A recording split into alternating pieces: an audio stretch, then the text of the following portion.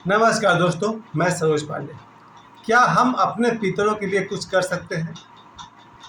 बहुत गौर से सोचने की बात है कि जो हमसे पहले चले गए हैं, हमारे पूर्वज, दादा दादी, परदादा परदादी, नाना नानी, परनाना परनानी, क्या उनके लिए हम सचमुच कुछ कर सकते हैं? ये आज जो पितृपक्ष का समय चल रहा है, इसमें ये प्रश्न मैंने आप सभी से उठाया है क्योंकि मेरे जीवन में मेरी पत्नी का देहांत आज 23 सितंबर 2016 के दिन हुआ था। यानी आज 8 वर्ष पूरे हो गए मेरी पत्नी को इस दुनिया से गए हुए। तो आज उनकी पुण्यतिथि है 23 सितंबर। 23 सितंबर 2016 से लेकर आज तक 8 वर्ष हो गया।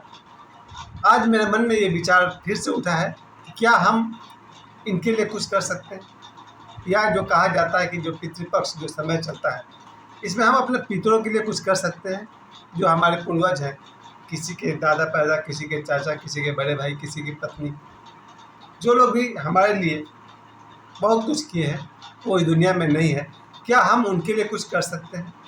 और ये जो 15 दिन का समय दिया गया है पितृपक्ष, इन 15 दिनों में हम सब अपने पूर्वजों के लिए, खासकर पितरों के लिए, पूर्वज नहीं, पितरों के लिए हम क्या कर सकते हैं? इस पर कुछ जानकारी मेरे पास है, वो मैं आप सभी के साथ शेयर करना चाहता हूँ। कि जैसे मेरे माता पिता कुछ दिन पहले वो गया गए थे, गया जी में। वहाँ उन्होंने अपने माता पिता का श्राद्ध कर्म किया था। ये बात शायद 5-6 साल पुरानी हो गई होगी। मेरे पिताजी और मेरी माताजी दोनों गया गए थे और वहाँ उन्होंने मेरे दादा दादी को स्थान दिया था, वहाँ पर उनका श्राद्ध का काम किया था। उसके बाद से अब तो धीरे धीरे ये मल्टीमीडिया का ज़माना है, सोशल मीडिया का ज़माना है। फेसबुक पर, यूट्यूब पर बहुत तरह की बातें कही जाती है। इसलिए मेरा अपना अनुभव यही कहता है कि हम सब इन 15 दिनों में, हालांकि मैं तो ये काम प्रतिदिन कर लेता हूँ, इन 15 दिनों में प्रतिदिन सुबह जब मैं पूजा करता हूँ तो हो सके तो इन्हें जल अर्पण करना चाहिए। दूसरी बात, जिनके माता पिता नहीं हैं वो अपने माता पिता को प्रणाम करें।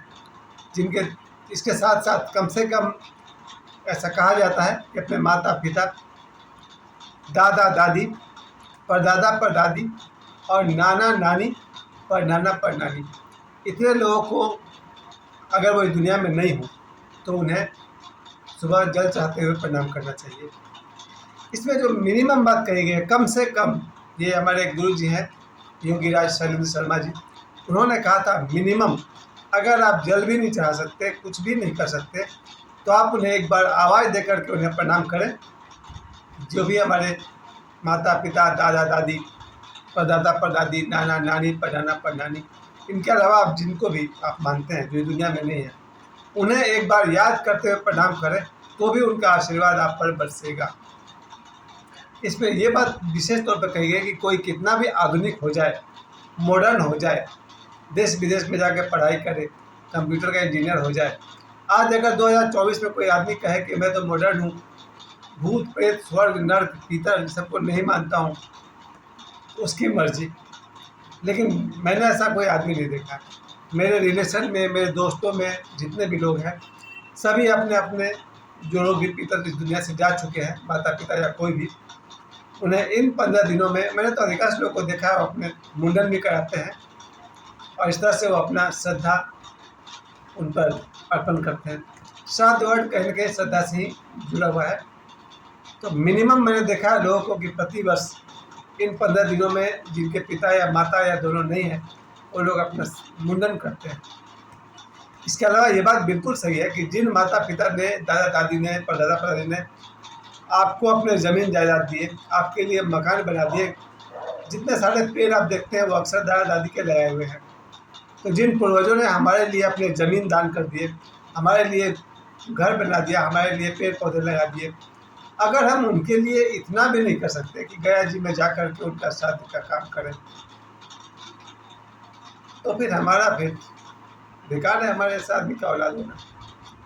यानी कि सबसे बड़ा उपकार तो ये है कि जो हमारे दादा दादी पर दादा होते हैं, उनका जो ज़मीन है, ज़मीन जायदाद, वो अपने आप उनके बाद वाले का हो जाता है।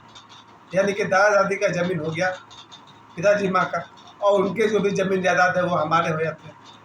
सीधी सी बात सोच कर देखिए कि परदादा और परदादी के जो ज़मीन जायदाद थे वो हमें मिलते हैं, उनका जो बनाया हुआ घर द्वार है वो हमें मिलते हैं, उनके लगाए हुए बगीचा में जो पेड़ पौधे हैं उसके फल हम खाते हैं।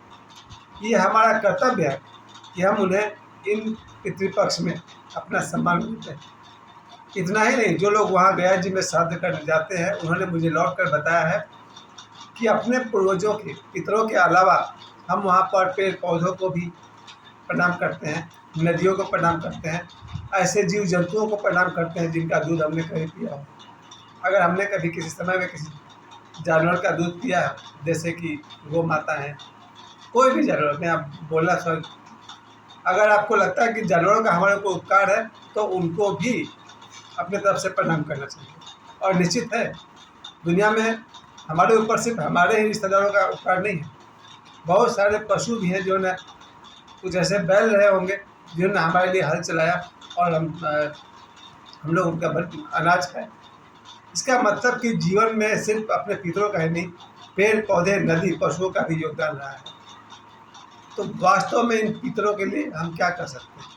पहली बात जो कि मुझे इन दिनों सुनने में आता है बहुत ज़्यादा, बाबा बागेश्वर इन 26 सितंबर से लेकर के 2 अक्टूबर तक गया में रहेंगे और गया में उनका जो कार्यक्रम है वो जो रजिस्टर्ड 200 लोग हैं उनके साथ है।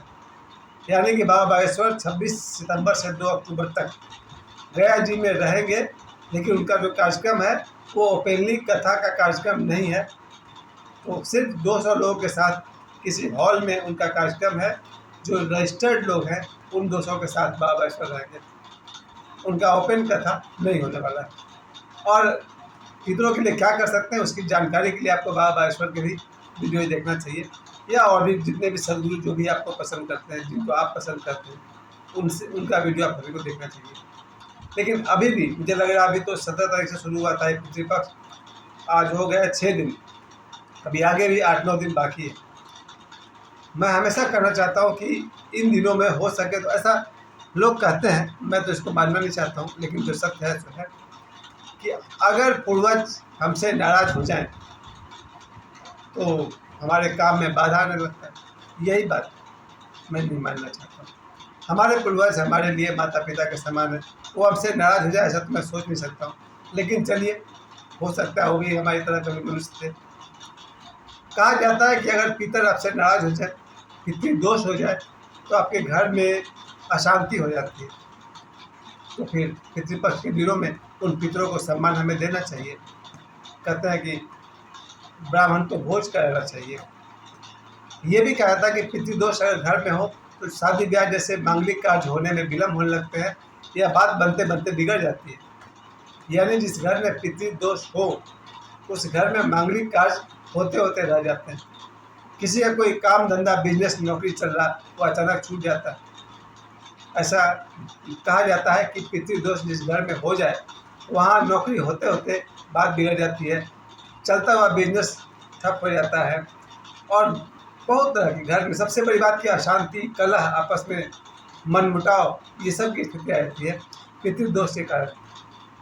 मेरे लिए कॉमन बात यही रहा है कि जिस घर में भी अगर भाई भाई में नहीं बनती है, परिवार के सदस्यों की आपस में नहीं बनती है, आपस में मनमुटाव रहता है, झगड़े होते रहते हैं, ऐसे में ऐसा माना जाता है कि पितृदोष का प्रभाव है। तो 3 बातों को आप गौर कीजिए।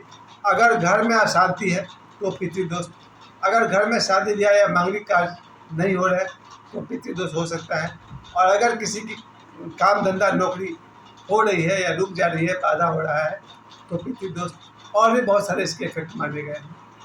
इसके जस्ट विपरीत, जिन लोगों ने अपने सुबह के पूजा पाठ में या जल चढ़ाते समय अपने पितरों को प्रणाम किया है, जिन लोगों ने सुबह के पूजा पाठ करते समय जल चढ़ाते हुए अपने पितरों को, नाना नानी दादा दादी पता जैसा मैंने आपको बताया, उनको उन्होंने प्रणाम किया है, उनका आशीर्वाद हमारे ऊपर ऐसे बरसता है कि घर के सदस्यों में आपस में प्रेम रहता है। अब वही 3 बात को आप रिवर्स कीजिए। घर के सदस्यों में आपस में प्रेम रहता है, घर में शादी ब्याह, बेटे बेटी का जन्म और मांगलिक कार्य शुरू हो जाते हैं, और नौकरी धंधा काम बिजनेस चलने लगता है, यानी कि धन की वर्षा होने लगती है। यानी कि पितर अगर हमसे पसंद हो जाए तो जीवन में सफलता मिलती है, आपके घर मकान बड़ा होता है, बैंक बैलेंस बढ़ने लगता है, जो दूर दूर तक आपका नाम हो जाता है, आपको सम्मान मिलता है। ये ऐसा माना जाता है कि पितरों के आशीर्वाद से ये सब संभव है। सीधी सी बात है, मैं तो यही कहना चाहूँगा अगले 9 दिनों में हम अपने पितरों को भरपूर सम्मान दें ताकि उनका आशीर्वाद हमें मिलता रहे। तो समय देने के लिए आप सभी को बहुत बहुत धन्यवाद। प्रणाम।